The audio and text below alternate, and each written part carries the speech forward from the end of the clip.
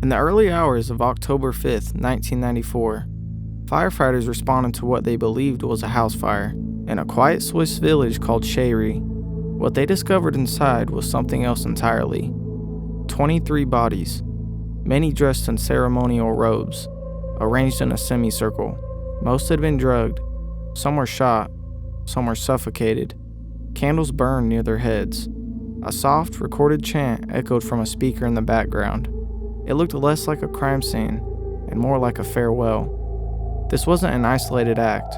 Over the next 3 years, across Switzerland, France, and Canada, 74 people would die in a coordinated series of ritualistic murder-suicides, all tied to a secretive doomsday cult. They called themselves the Order of the Solar Temple. But what began as a blend of mysticism and self-discovery would slowly morph into something far more dangerous. This is the story of how two men built a cult around an invisible kingdom, convinced dozens to follow them into death, and left behind questions that still haven't been fully answered. To understand the Order of the Solar Temple, you have to understand its two founders, Luc Jorit and Joseph de Mombro.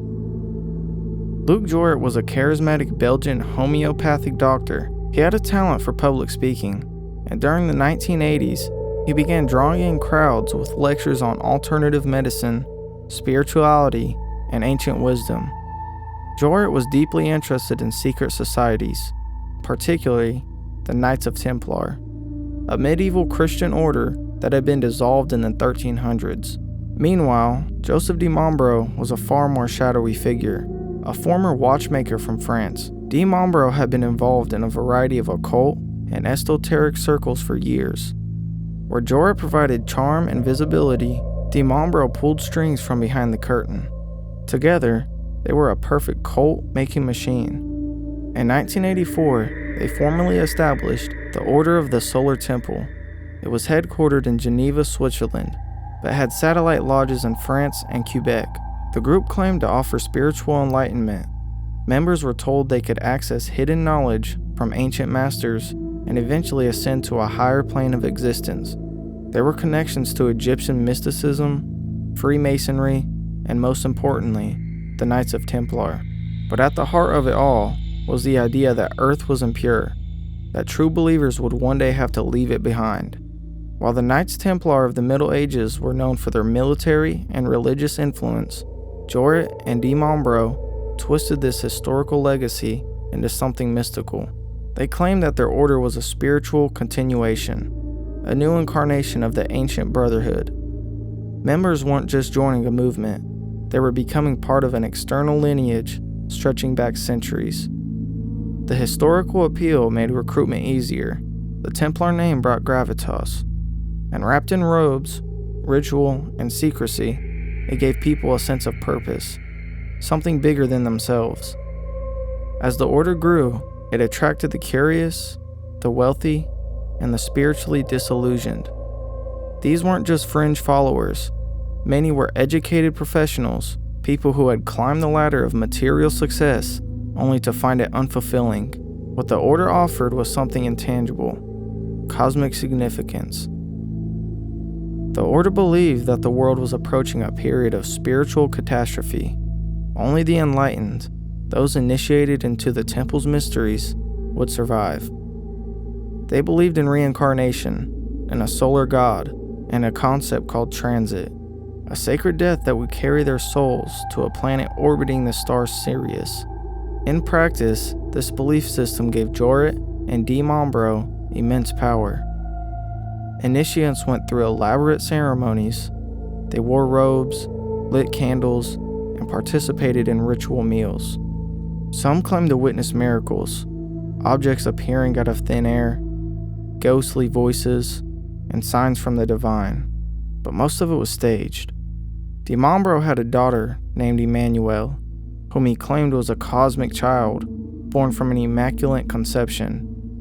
He used sleight of hand and theatrics to fake supernatural events. He even used hidden speakers and remote-controlled lights to enhance the illusion.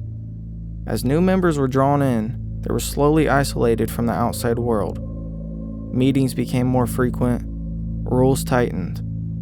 Secrecy was paramount. Questioning leadership or doctrine was seen as betrayal. Finances were another tool of control.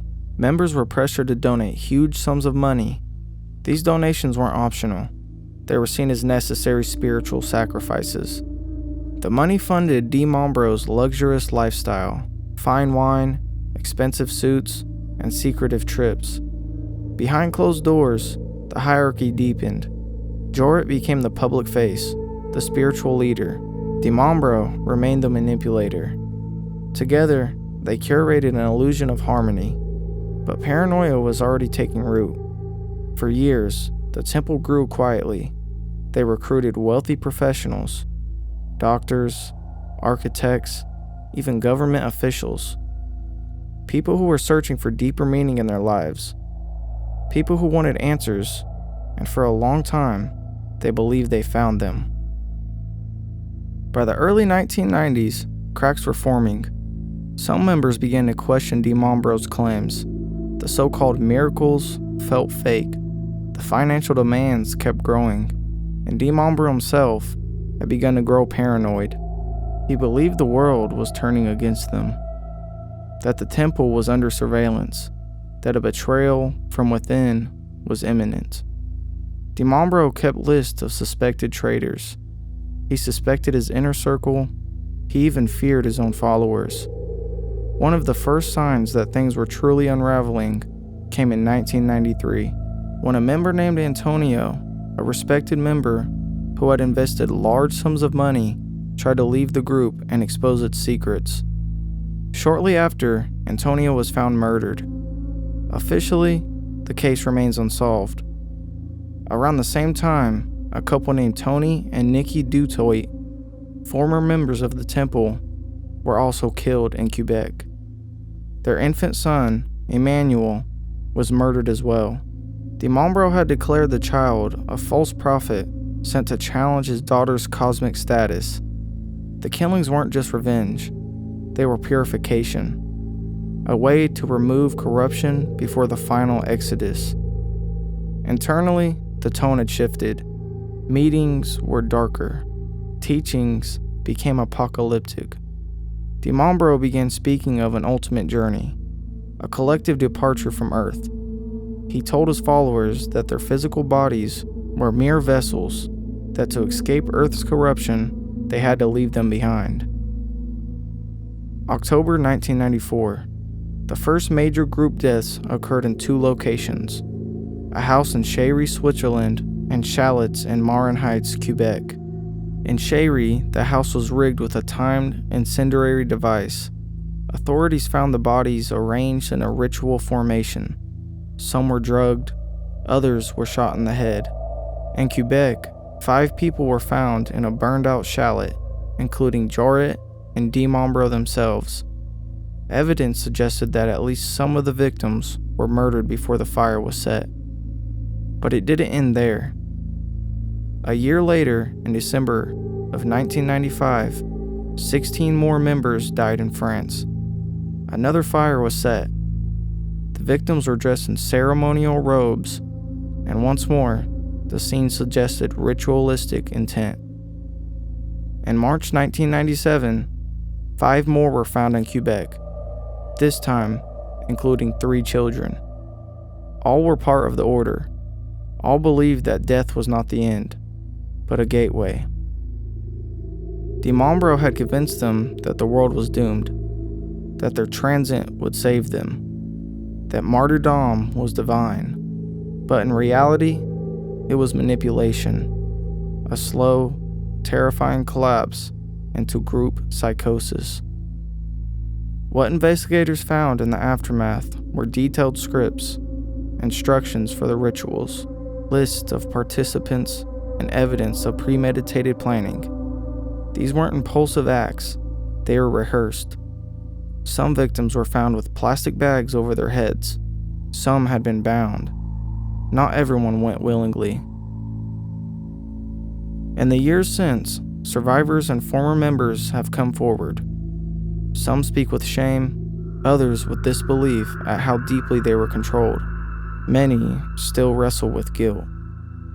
Investigators believe that not all the deaths were consensual. Some were executed. Some likely wanted to leave but didn't make it out.